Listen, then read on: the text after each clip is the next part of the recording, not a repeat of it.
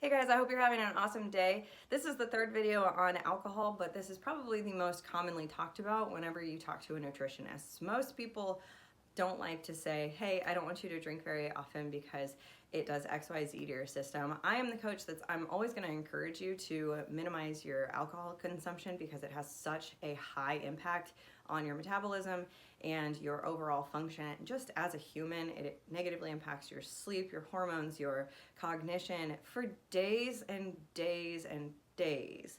Okay, so the whole reason that I am doing this video though is because for some people that's unrealistic. Their social lives, their whatever, they want to incorporate alcohol into their training program, and that's totally fine. So let's talk about the math of it. Whenever you are tracking your macros and incorporating alcohol, we can't just say that one shot of liquor is going to be 100 calories. We have to break that down into which macro it's going to count as. So typically it would count as a fourth macro, but because we're primarily using carbs, fats, and proteins for all of my macro clients, we have to do some math and essentially categorize the alcohol as carbs or fats. So the way that we do that is we take the amount of calories that we get for just the alcohol content, not the juice, not any additives or anything like that, just the alcohol content. So like a single beer, you would take the 250 calories or 100 calories of it, and you do the math with that.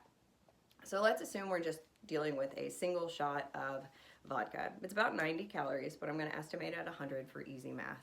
If we're transitioning that 100 calories into carbohydrates, we want to divide the number of calories by 4, and that will give us the number of grams of carbs. So for 100 calories, we divide it by 4, and that gives us 20 grams of carbs. So one shot of vodka is about 25 grams of carbohydrates. If you wanted it to count for fats instead, and it's totally up to you, it's whatever you have room for in your macros for that day, whether you count it as carbs or fats.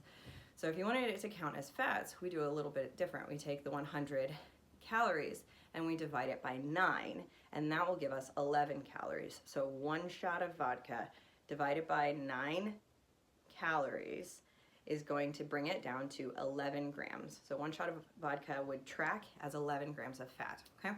So doing this for beer, again, we take whatever the calories is, 100, 250, we divide it by whether we want it to be carbs, which is 4, or we want it to be fats, which is 9, and then we get our overall grams, and that's the number that we just manually input into our tracker so that we can see how these numbers fit, we see how they overall impact us, and then making sure that we're following those next couple of days, restoring our gut health, restoring our muscle protein or our muscle stimulus, and getting back on track as much as we can with our hydration and stuff. So I hope you found this helpful. It's a lot of math. If you have any questions, shoot me a text or comment in the app, okay?